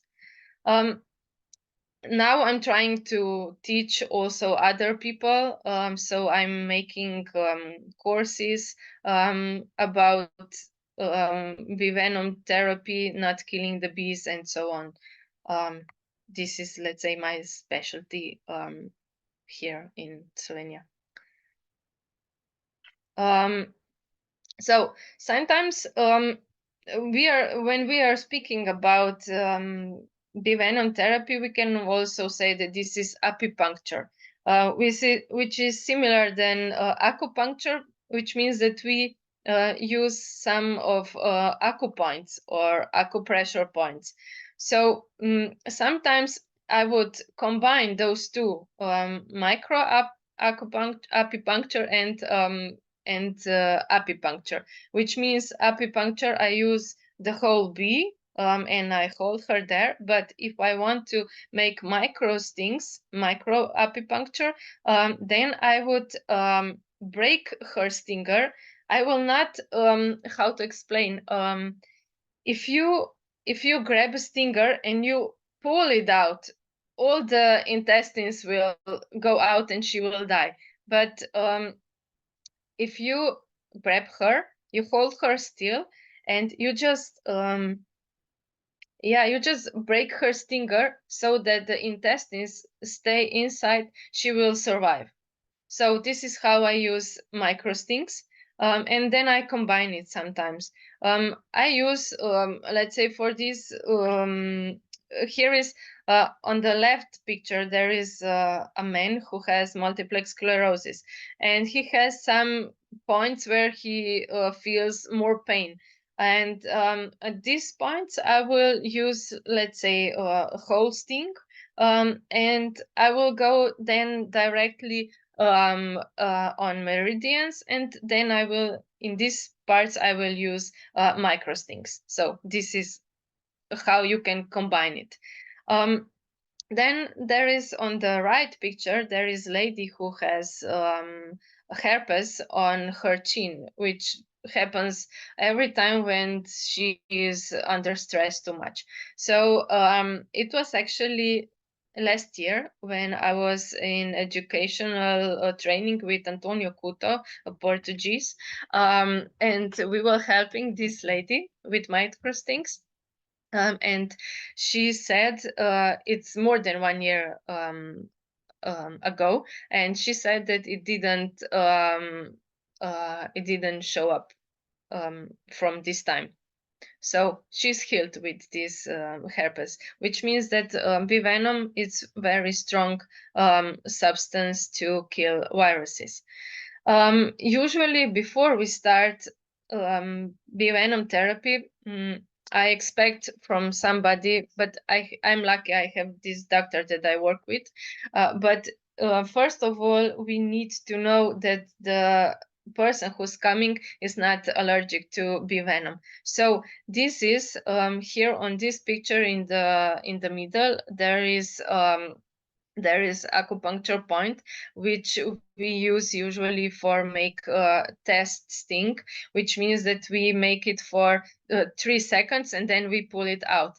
And we observe, we speak with patient in this time. So after half an hour or 20 minutes, we see what is the reaction on this part of his body. Of course, there is there can be testing can be also made on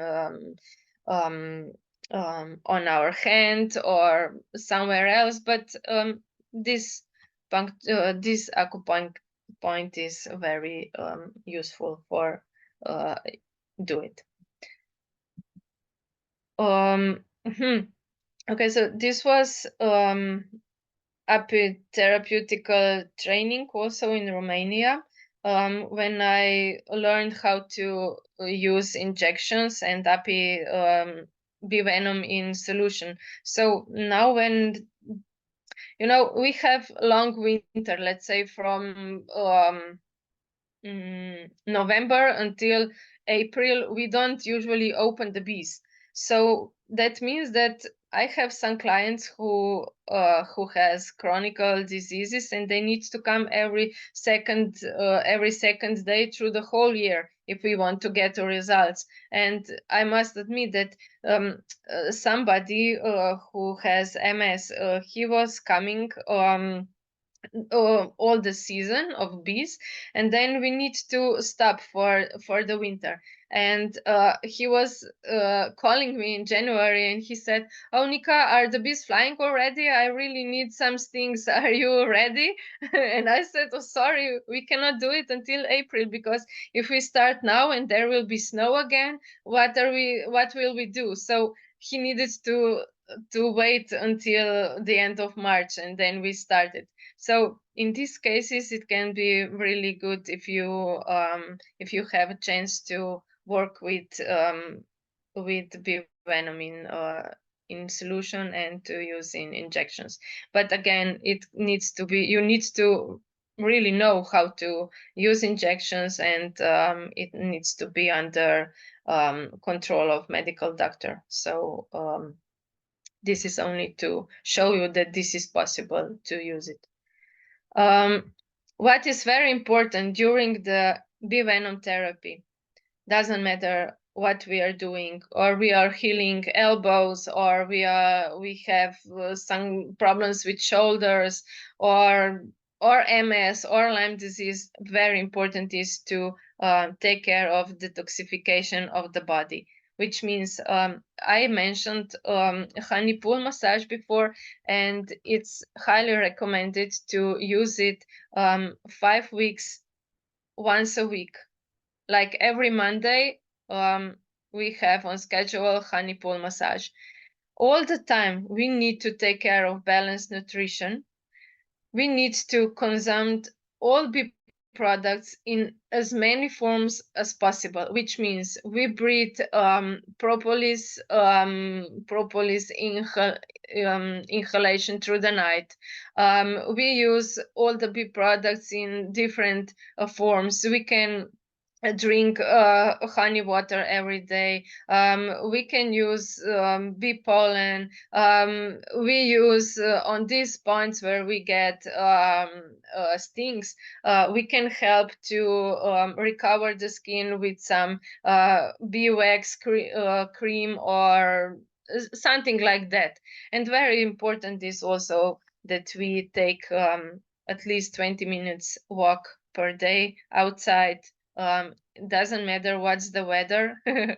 But yes, of course, if there is 2 meters of snow, we need to wait that they dig it out. But still, if it's possible, I don't know how to say, but what we can really do is just walk for 20 minutes. Yeah, bee venom can be also in various ointments or creams. It can be used in cosmetics for smoothing wrinkles, and so on. But also for these creams, we can be allergic. So we need to first try on a small spot before we start using cream for elbow, for example. So yeah, that would be from my side for now. Now I see that there are 15 questions already. I will invite you to, I don't know, maybe follow me on Facebook or Instagram, or you can write to me, or most of all, you are welcome to come to Slovenia anytime, and I will be happy to show you around, to go to see the sightseeings around, because I will have at least a good reason to have a little break from my work.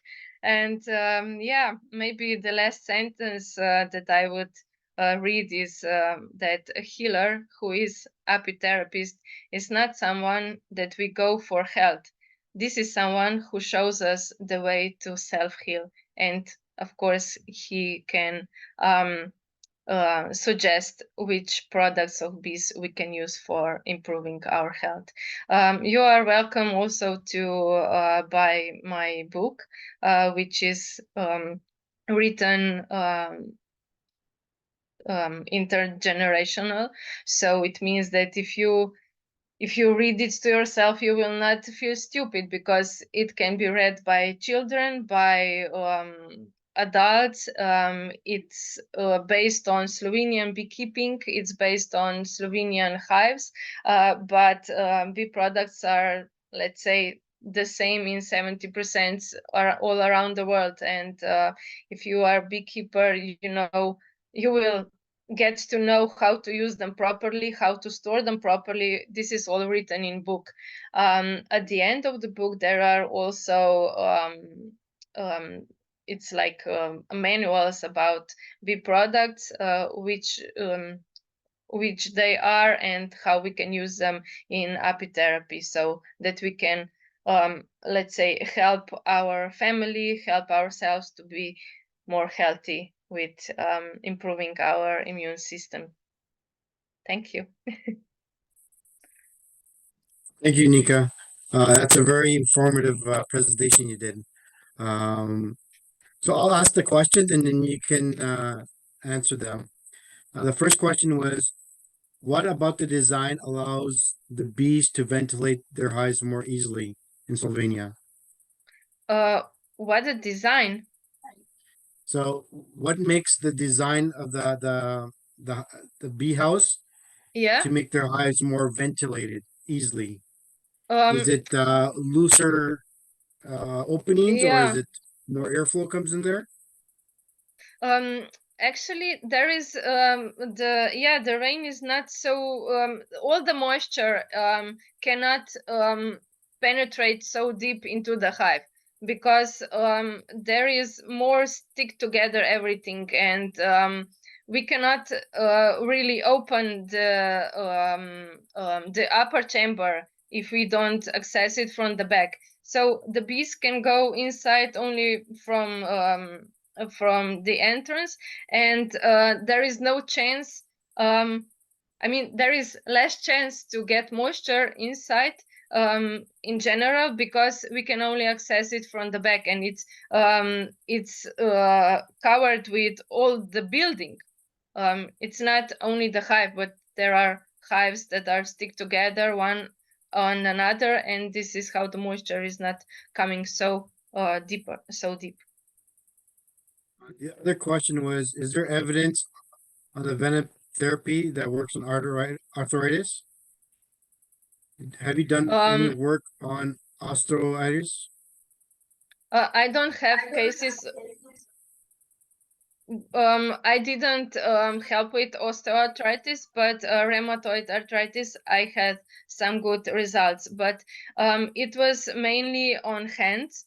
I need to say that the joints that are damaged, so that we see that they are damaged, they will not go to nice form anymore, but there will be no pain. But you need to be very precise when you will do it. It means that really every second day, but don't go directly into the joint. Go here around the joint, in this side and this side around, not directly here when it how is it called, this. So don't go here, but here around. Does But the it water? depends. Sorry. Sorry, go ahead. Go ahead. It depends how bad it is, how long how long is it present to be effective. But it's really painful, but it helps after time. But it's really hard to say how long for each person, which is what is very important, to use a lot of propolis at the same time. But it means like honey water with 1 teaspoon of propolis tincture, and then you mix it and drink it, and it means daily. Don't stop it for the whole procedure of healing. Does the water percentage of the honey vary from spring to fall? No, okay. not in our hives. Okay. Mm-mm. What's the reasoning behind not heating bee products for apitherapy use? Well, that's you already answered. I think it kills all the good Oh properties yeah, once you okay. heat it. Yeah, if you can imagine, I mentioned that there are a lot of enzymes in bee products, right? Which means that enzymes are proteins. They are really important for if we go to cells. Enzymes help our cells to work properly. They help to how to explain it helps for For all the processes that are happening in cells, are enzymes responsible for working better, for working in general. When we don't have enzymes, we are dead. And this is the same what happens if we heat honey, for example. Honey contains, I think, around 40 or 50 enzymes, and these are proteins. What happens if we put egg on a hot pan? It comes to coagulation, right? So there is no reversible process that these proteins will be in raw form, in first form anymore. This is the same what happens with enzymes in honey. Some of them are very sensitive. Also, sometimes there is written on honey, you can heat it up to 40 degrees Celsius, which is wrong. Some of enzymes are much more sensitive or sensible, and they are destroyed on lower temperatures than 40 degrees. So what you can do is only not to heat honey, which means if you are a bigger beekeeper and if you have people employed, take care of them that let's say half of them would in 1 week after you extract honey, that they will put it directly into the jars. You know, I was working 12 years on educating my clients, my consumers, what they will get if they will use crystallized, which means unheated honey. And now they're coming back because they know that they will get it only really not heated honey, only in my farm. So you need to educate people what they need. And first of all, you need to know why this is better not to heat honey. Because if you have honey that is not crystallizing, for example, acacia honey, in Slovenia, it's acacia honey that gets crystallized only in few years. But this is one of very few sorts of honey that crystallization is very, very slow. But eventually all of them will crystallize. So I suggest to not heat bee products. Also, when you dry pollen, again, you will lose because you need to heat a little bit, and all these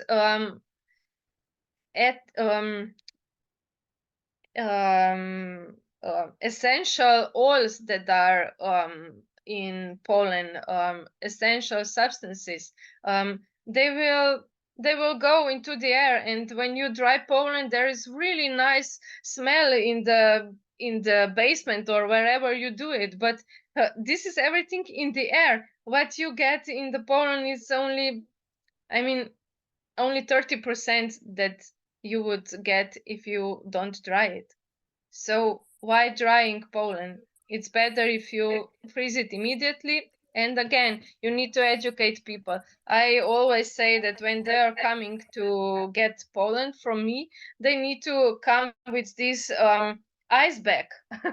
And they put ice inside, and they get fresh frozen pollen. They put it inside, and when they come when they come home, they will put it directly into the fridge, not freezer anymore, because it's a little bit melted. And then in 14 days, they need to use it, because after 14 days, sorry, usually on pollen, there became some life start to happen, and you get some fungi or something like that, which is again not beneficial for our health anymore. So what I do, I have small dosages that I know when somebody come for to get some pollen, he will get it for 14 days. And if we prescribed for him therapy for 2 months, I know that he will have to come after 14 days, and I write it down. I say, okay, so John came today. We are 13th of April, and at the end of April, he needs to come back for another dosage. And this is how I can say, no, it didn't help because you didn't use it properly and in time that we say that you will use it. So this is how it doesn't work if you don't use it properly and if you are not strict to the cure that we prescribed for you. So yeah, if you want to make apitherapy, you need to write down all these things that are not only for improving immune system. So if somebody comes after half of the year and say, oh, royal jelly didn't help me, so this is waste of time, money and everything, I say, oh really? But you came in September. When did you use it? Well, I just finished it last week. And I said, okay, it cannot help if you are not using it every day, 1 gram after the tongue and so on. So these are, I don't know, approaches to. Okay, Yeah. the next question is, most bee venom is collected using electric current stimulation and then dried. Yes. How do you collect the bee venom? That's the next question. Yeah, I don't collect bee venom. I don't have time for this, and I don't have device. So I don't use it. I only use live bees when I do bee venom therapy. Otherwise, I buy it for some creams, or I buy already made cream from some producers that collect it. Otherwise, yeah, I only do live stinging. The next question is, how do you store royal jelly for use in apitherapy? Uh-huh. I when I collect it, I put it in very small jars of 30 grams. And it means that in general use, this 30 grams is for 1 month, for one person for 1 month. So 1 gram under the tongue every day. So in 1 month, he or she needs to come back to get another dosage. So I usually put it directly into the freezer in these small jars. I have a big freezer, and this is how they get totally fresh royal jelly from me. And if I want to use it for a longer period of time, I would put it in honey and I will mix it with honey. Because honey is very good as a preservative and because it contains also sugars, right? You mentioned you have different type of honey. Does it grow in different regions in Slovenia? Yeah, we need to observe actually what is nature giving us in different periods.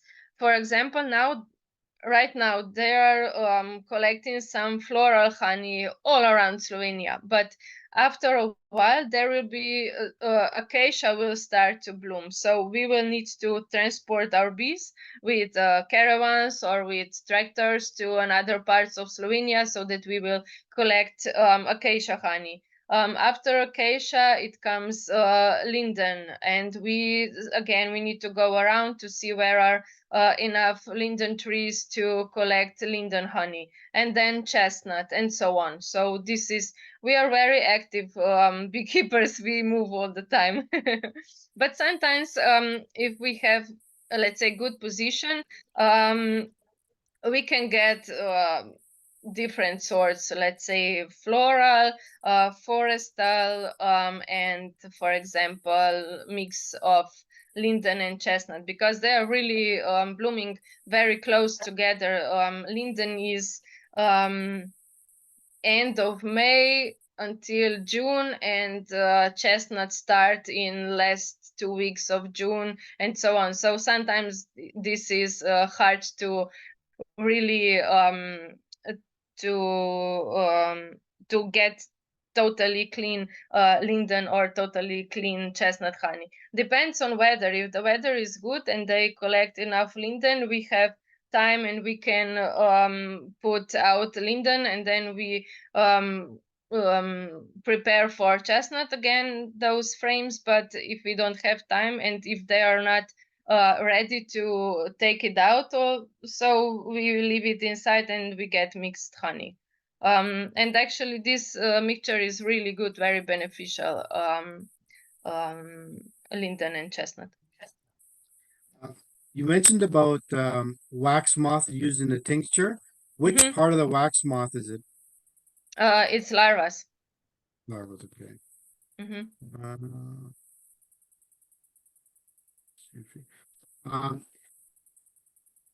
The person asked if they wonder if calming vibration from the bees is the same frequency as a cat purrs.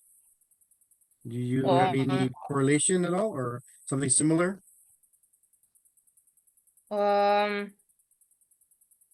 You know how a cat purrs, it has that calming sensation. Does the bee humming have the same frequency? Do you know by any chance? I don't know exactly what is the frequency, but I know there was somebody who was excavating or researching a lot this this vibration of bees, and there are actually big studies on it. But I didn't dig very deep into it. I just know and I just feel it. So this is just what I'm observing and what I'm using. But I don't know these numbers and so on. I'm really bad at numbers. No Sorry. But if you want Did to, you- I can check with this person or I can connect you. So you can always write to me in email, and I will try to connect you. Did you create your own chewing gum recipe? Is that something you could share with us?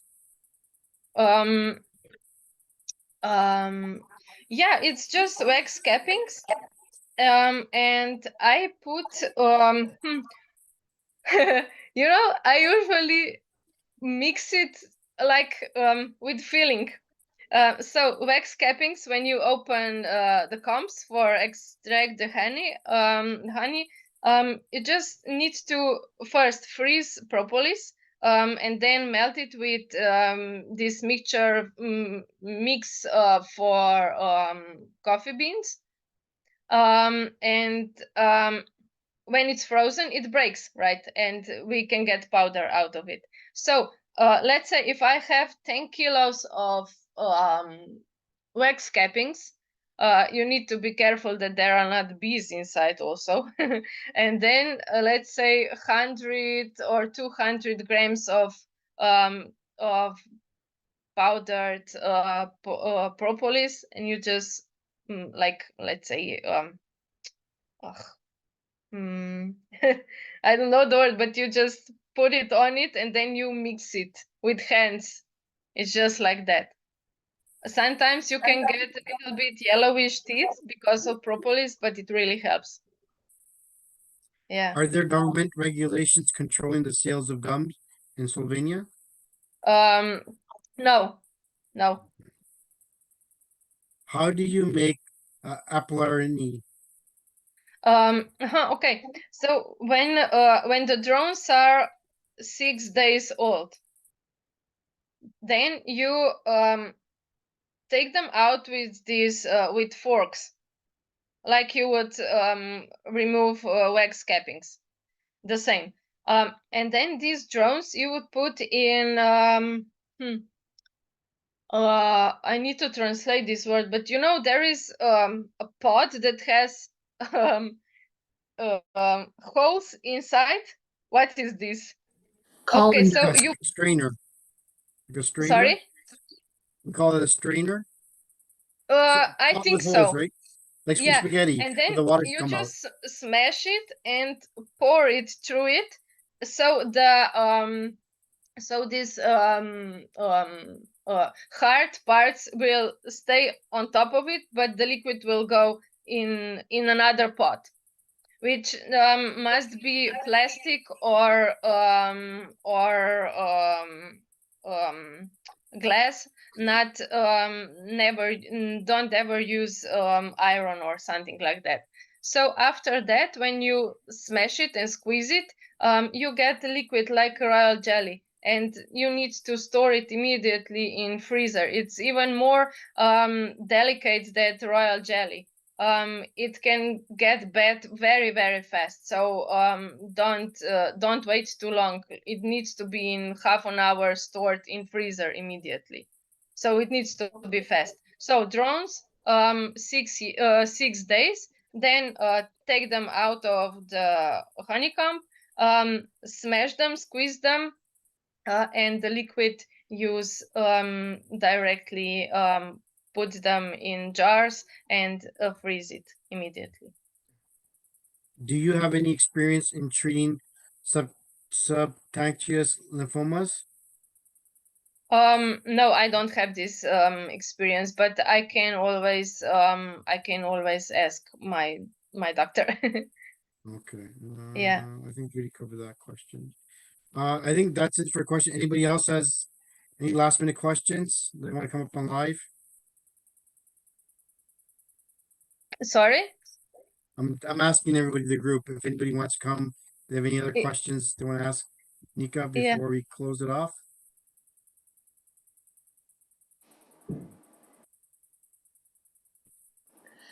That was great. Thank you. Thank you. Okay, well thank you, Nika. I know it's like 9 o'clock your time. It's a very informative presentation. I really enjoyed it. Lots of information in here. And thank you again for taking your time. Yes, with pleasure. And I really hope to see you one day in Slovenia, or I like to travel, you know. Yes. Yeah, I think it's By the very way, important. I do have one more question. When clients come up to you, do you have an introduction meeting first? And you talk about their diagnosis and then you come with a plan, like just a quick summary. How do you treat people? Your new clients, a new client comes to your door.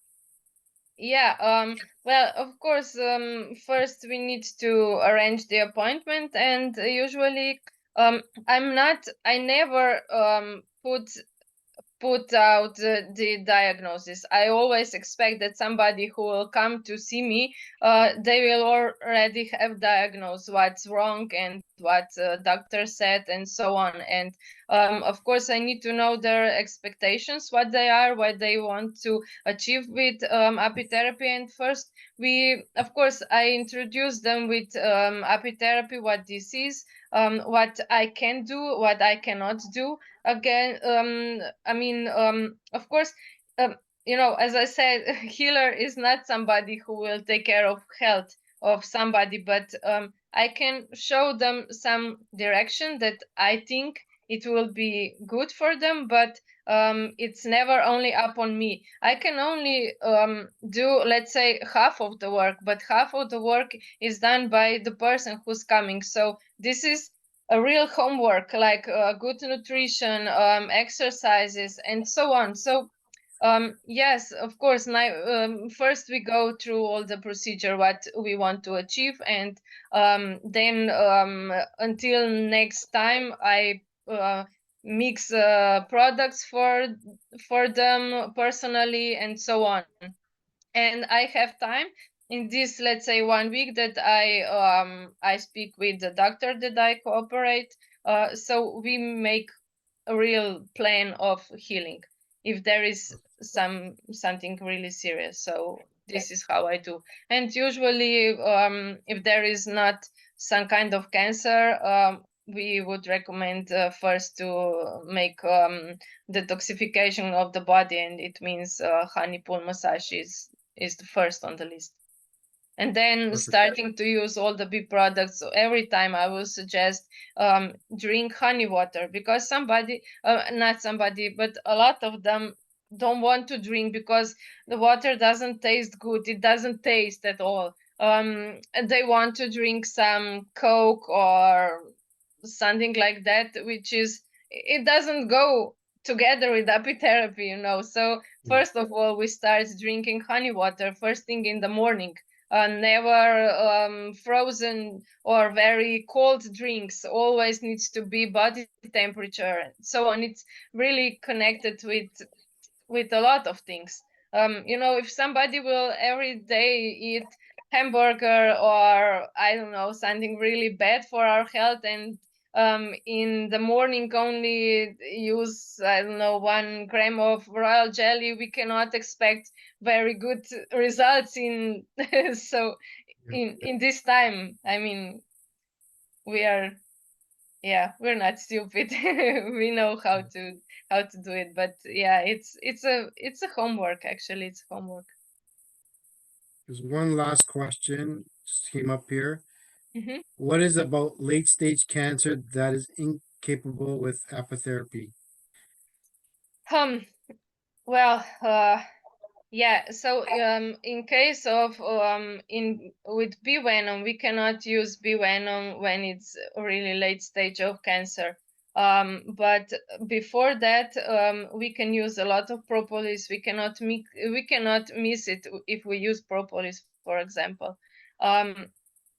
Then what I would say, huh, yeah, with you can always help body with apitherapy with all the products, but of course there is not only one.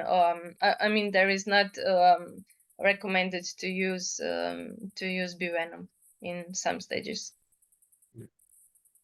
Okay, Nika, thank you very much. And I thank Okay. everybody else showing up for their Saturday afternoon. I think the weather has cleared up here and it's nice and sunny. And what? Have a good night there, Nika, and then I'll Thank chat with you you. later. Okay. Okay. All right. Goodbye, Bye, everyone. everybody. Bye. Bye, thank you. Bye.